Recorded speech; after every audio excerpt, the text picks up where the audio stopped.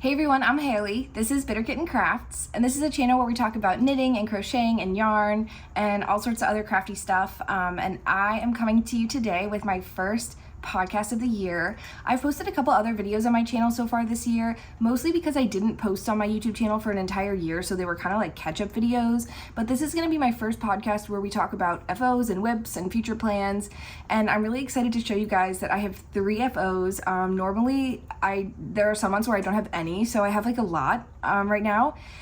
And part of the reason for that is because DC was insanely cold in January. It was so cold. It was the first time in I think like 4 years that we got any substantial amount of snow, and the snow really lingered, and it was honestly beautiful and glorious, but my wardrobe was not equipped, so I had to do some quick knitting to figure out what to do and stay warm. So let's go ahead and get started with my 2 quick kind of necessity FOs. I'm really happy with them. These are the World's Simplest, sorry if you can hear the metro train. These are the World's Simplest Mittens by Tin Can Knits, and the name is completely accurate. I knit these each in one day, and they're knit in fully spun Aran in the colorway Orion, and they are definitely sisters, not twins. I really like how the yarn knitted up in this sort of barber poling fading kind of way. I think they're absolutely beautiful. And I really like this one because my coat is magenta, and so I wasn't actually expecting this one to be so green. But I really like it. I really liked knitting the thumb. It was my first time ever knitting a thumb. I don't know why I was so apprehensive about it. The thumb gusset was honestly really easy, and the little thumb turned out so cute. I've seen a lot of people knitting color work mittens lately, and I kind of aspire to knit some now, but I don't really need them because I have these. I knit these at a really tight, I mean these are like Teflon gauge, because it was just so cold and I didn't want to have to wear like cheapo gloves underneath, because I know when I used to live in Ohio, I used to have to do that a lot, where I would wear cheap thin gloves and then another layer of real gloves on top, and I wanted these to be warm enough that I didn't have to do that. And I think I succeeded. They're already, you can kind of tell like I've been wearing them because they're kind of like shaped, and this is 100% non-superwash wool, so they're definitely not going to be delicate mittens. They're very sturdy. I'm really happy with them, and I've already gotten requests from like my little nanny kids and a couple other people to knit them some. I really would definitely seek out this yarn again. This is yarn I've had rattling around in my stash probably since like 2019. So I'll put the name of the dyer below, but I haven't seen her recently at a festival. So if I see her again at a festival this spring, I definitely pick up another skein of the Aran weight to knit maybe my husband or somebody else some of these mittens. This used up a little less than 1 full skein of this yarn. I was at like 85 grams with these 2, and honestly it was perfect. So here's a closer look at this one. The little fade.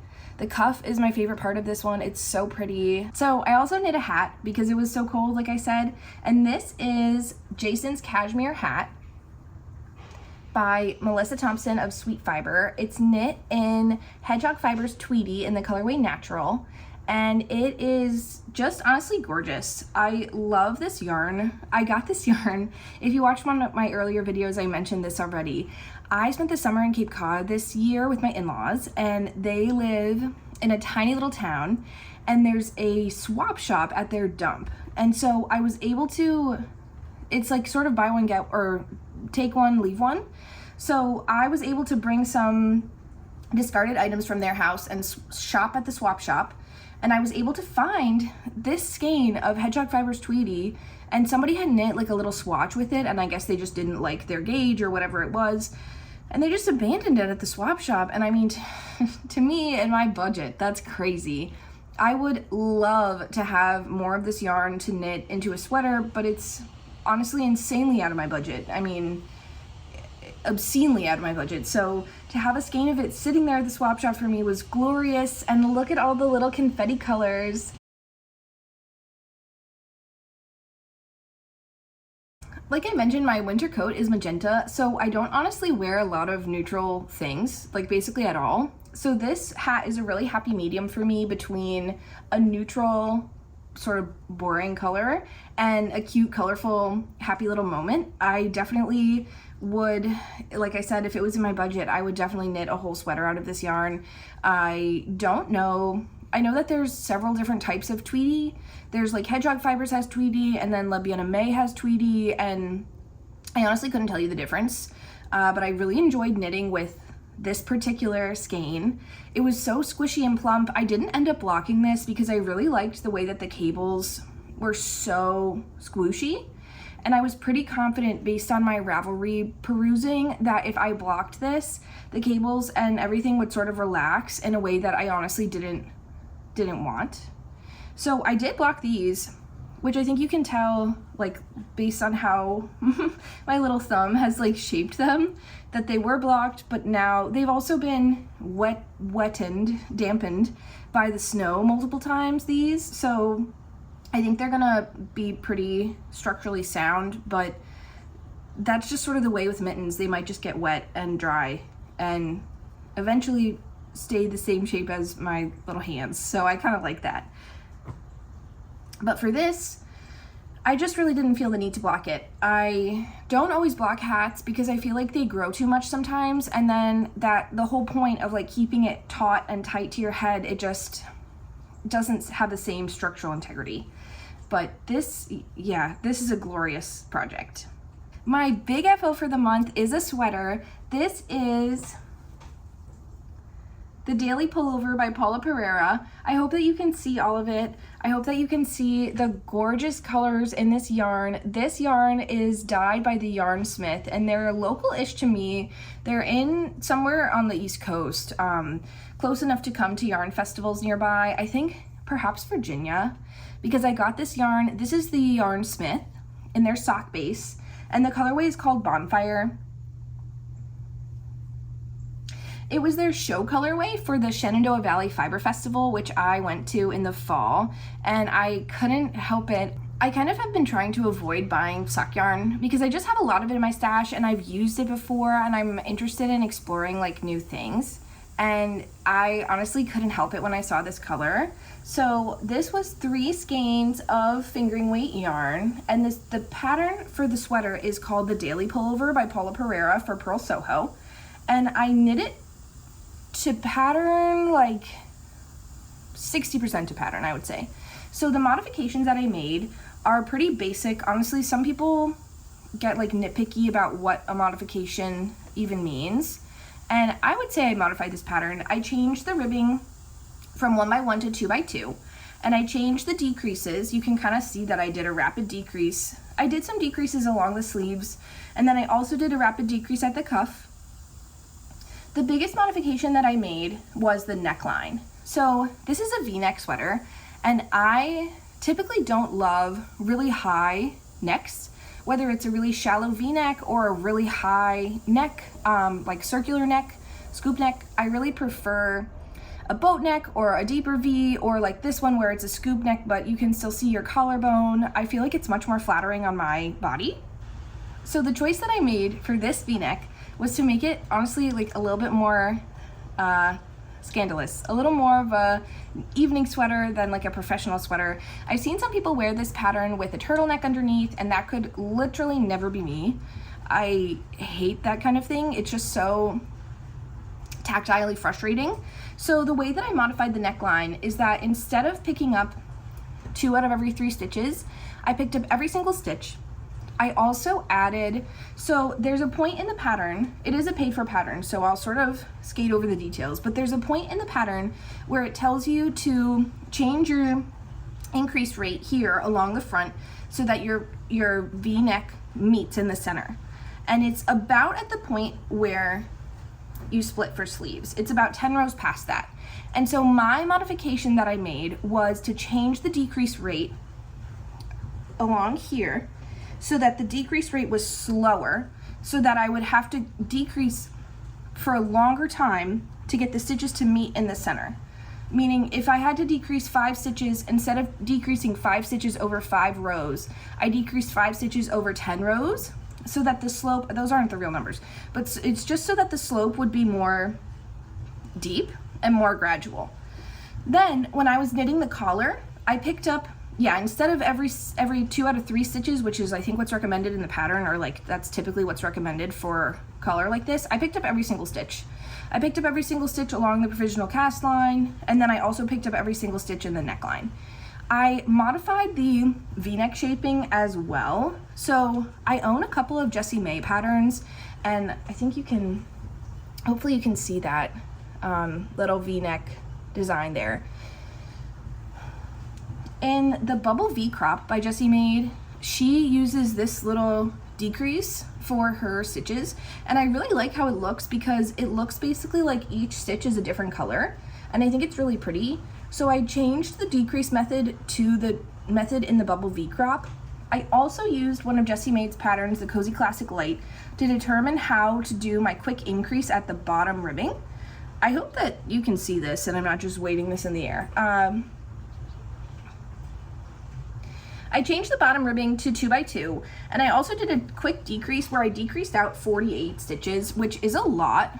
That was the prescribed amount for, so what I did was I went to the Cozy Classic Light pattern and I found the stitch count in her pattern that was closest to the stitch count that I was using from this pattern, and I basically just sort of chose the number that was closest and then decreased out that number, with the exception of making sure that it was a divisible by 4 so that I could still do my 2x2 ribbing.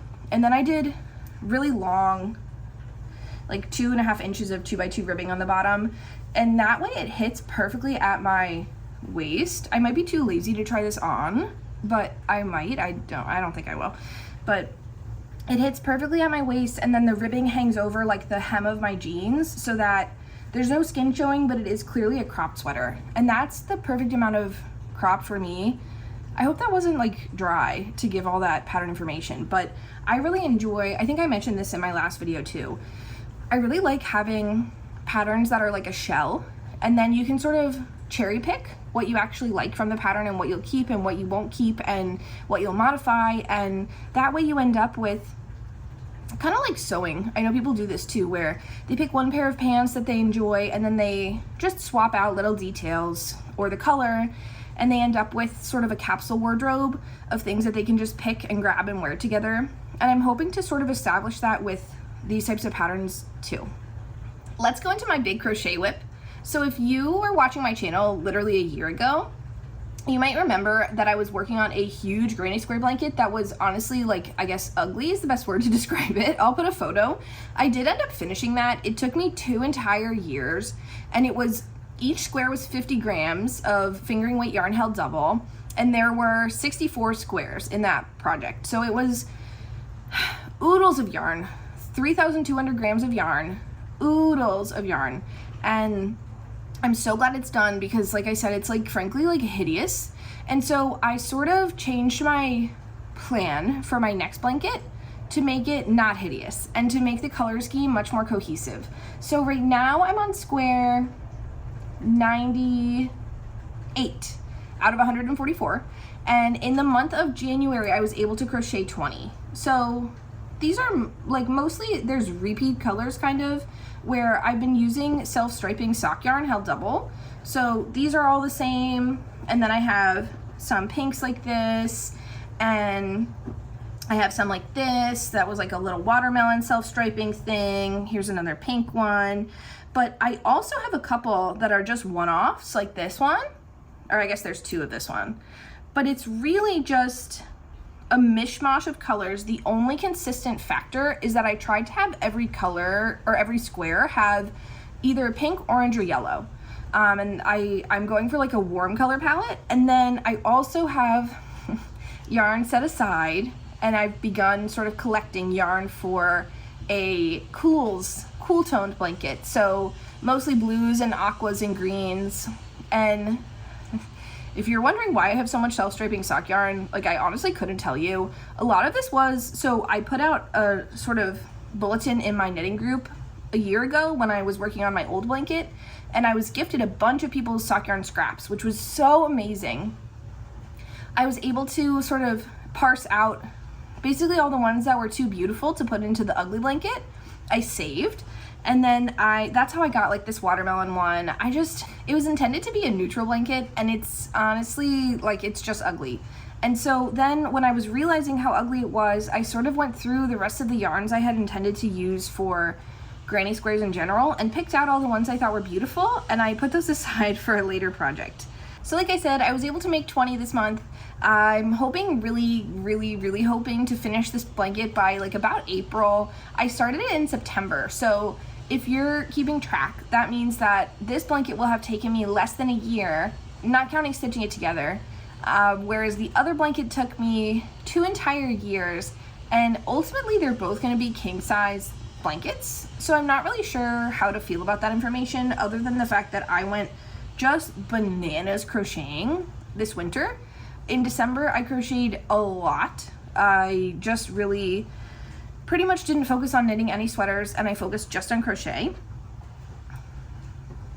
And it led me to all these squares and to having almost 100 out of 144 finished, which really feels good. And they're not even ugly, so yay. So let's talk about my other sweater whip. This one's also ugly. This one's ugly, and I like it, but I've shown it to a couple people at my knitting group and stuff, and they have not been as excited about it. But I think that once I put the sleeves and like the collar on and stuff, like it will come together, like I'm really hoping. I am not sure. I'm really not sure. Yeah, I'm not sure about this. This is the Stamford Sweater. I'll put a picture because it right now looks like a blob. It's designed by the Knit Purl Girl, and she has a lot of beautiful patterns. I'm planning to knit a second pattern of hers this year, but I am not super thrilled with this project right now. So I just finished the ribbing. I don't know if you can see it. I just finished the ribbing like 2 days ago, and I tried to do the same thing for this V-neck sweater as I was doing with this sweater, where I decreased a sharp, rapid decrease at the hem. And I ended up looking at the pattern and choosing to decrease to the number of stitches that would be 2 sizes smaller than the size that I knit. So I knit size H.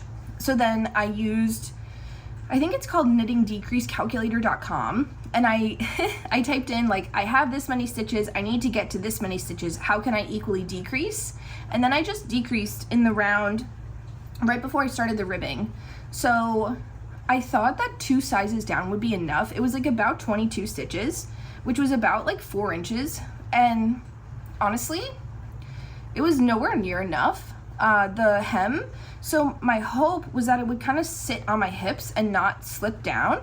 And it's honestly, it sits past my hips like halfway down my thighs. So I did knit it longer because I wanted to complete my striping situation. And I did knit it longer like than maybe I should have. I should have probably stopped right here. But now I'm planning to rip out this blue ribbing. I think you can see it, right? I'm planning to rip out this blue ribbing. And even though, yes, I'm planning to rip out 3.5 inches of ribbing, and I'm planning to go down 4 sizes. So I went down 2, and I think I need to take out actually another 4 inches before it has any sort of negative ease at all. And that's honestly not what I was expecting, truly not what I was expecting.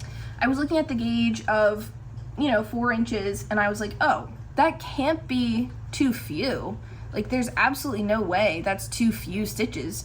It might be too many, but it was not enough. So my plan is to rip out the ribbing and then basically pick back up in this aqua section and knit, do my decreases, twice as many decreases as I did the first time. And then hopefully it will sit on my hips the way I hope for it to. I also then have to pick up for the collar and the button band, which is part of the reason why this looks so insane right now, because this is like a really deep V Henley where I have wooden buttons picked out already. I'll show them next episode. And I have a little collar that I have to pick up and then 2 button bands on either side. And then it'll be sort of, I was going for like a rugby jersey kind of vibe, which is why I picked these like arguably hideous colors. This is also what I had in my stash. I'm really praying that when I put the collar on and when I fix the bottom so it's shorter, it will not look as crazy and it will look intentional and be a cute garment. I don't know. I posted an Instagram story like 2 weeks ago when I first started this that was like, help, is this ugly or is this like ugly in a good way?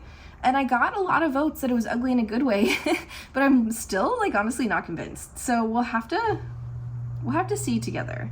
Well, I'm not gonna quit working on it. I am gonna try to complete at least the collar and then the bottom ribbing and see where we're at in this month. I don't know. It's tough when you work on a sweater and like this was my main sweater whip for weeks and I was working on it and then I was like, oh, it's ugly. And I tried it on and I was sort of devastated. So I think probably some of you guys are also familiar with that feeling where you're just like not, it's just not what you wanted. And I'm really hoping that I can alleviate that and fix it, and it will be the little ugly rugby jumper of my dreams. But we'll have to see. I have a ton of yarn that I'm using for this, a sack of yarn, if you will, and it's mostly just random worsted weight skeins. Honestly, none of them are spectacular, but I will mention this colorway, which is Berroco vintage yarn, and that's a good segue into my future whip that I'll mention. My next sweater cast on is going to be my husband's sweater. So I got married in November and my husband has been asking me to knit him a garment basically since we were like started seriously dating. So for like 4 years he's been asking me for this, and I put it off because of like the sweater curse and all that stuff, and now I finally can't put it off anymore.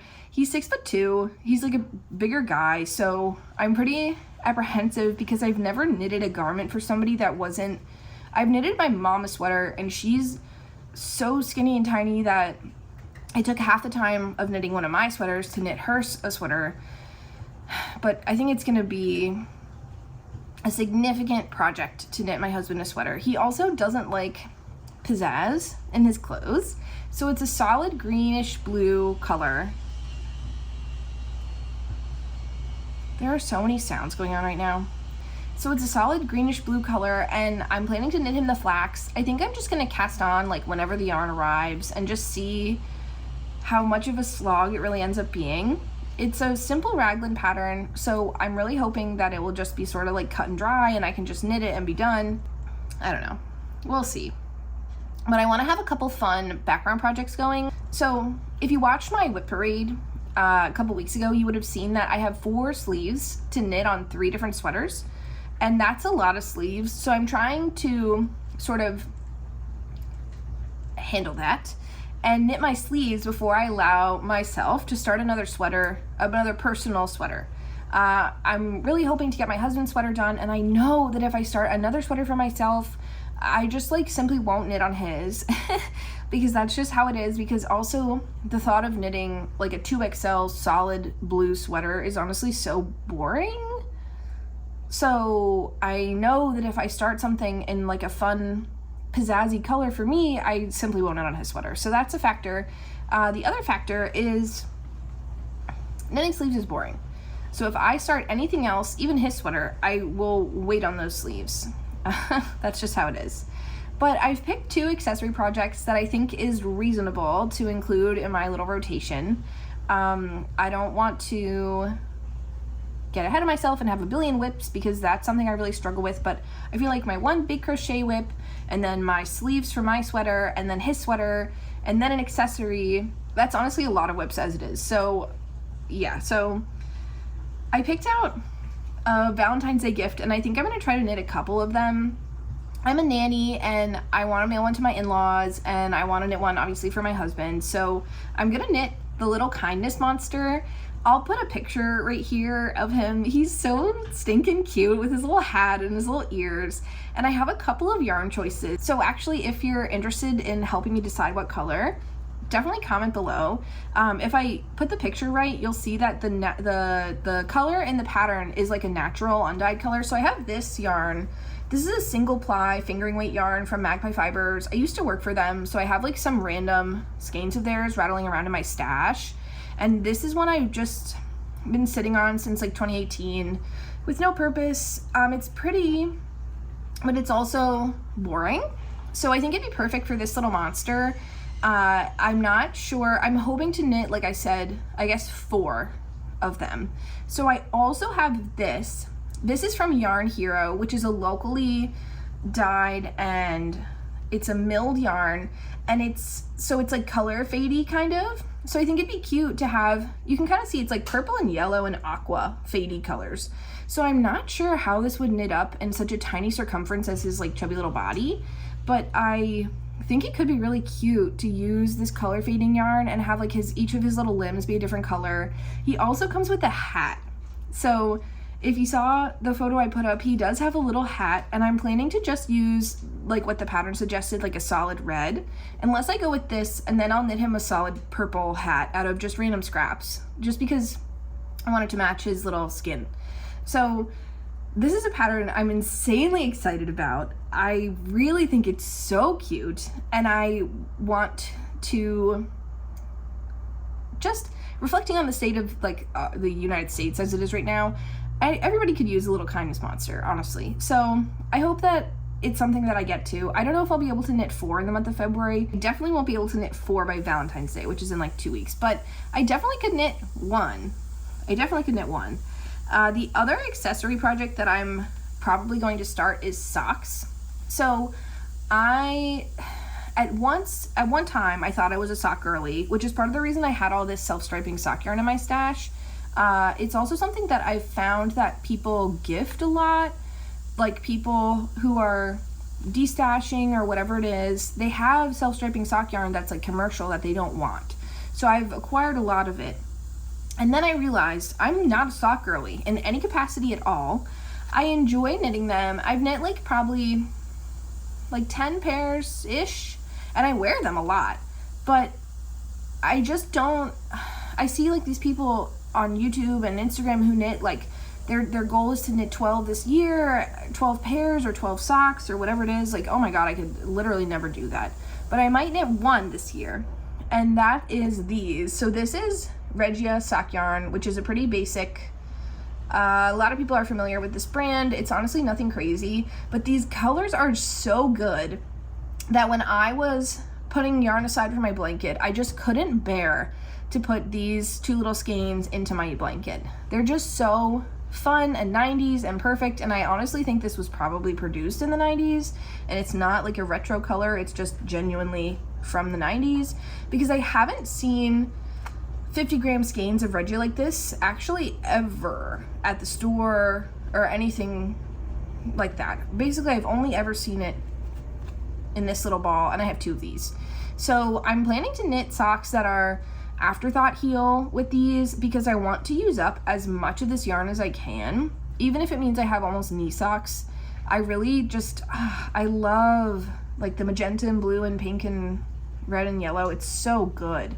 So I'm really hoping to get pretty long socks out of these, and I don't know if I'll end up like it depends on how much monster progress I make, if I'm able to start these in February, but I might cast them on for traveling on the metro, because I'm not sure how fiddly these little monsters will be on the metro. And I don't want to bring a whole sweater to commute, because it seems crazy to bring a whole sweater in the metro just to knit a sleeve when I could just knit a sock. I don't know about that. So anyways, thank you so much for watching. I hope that you'll stick around on my channel and subscribe and hang out with me, and I hope that you have a great day.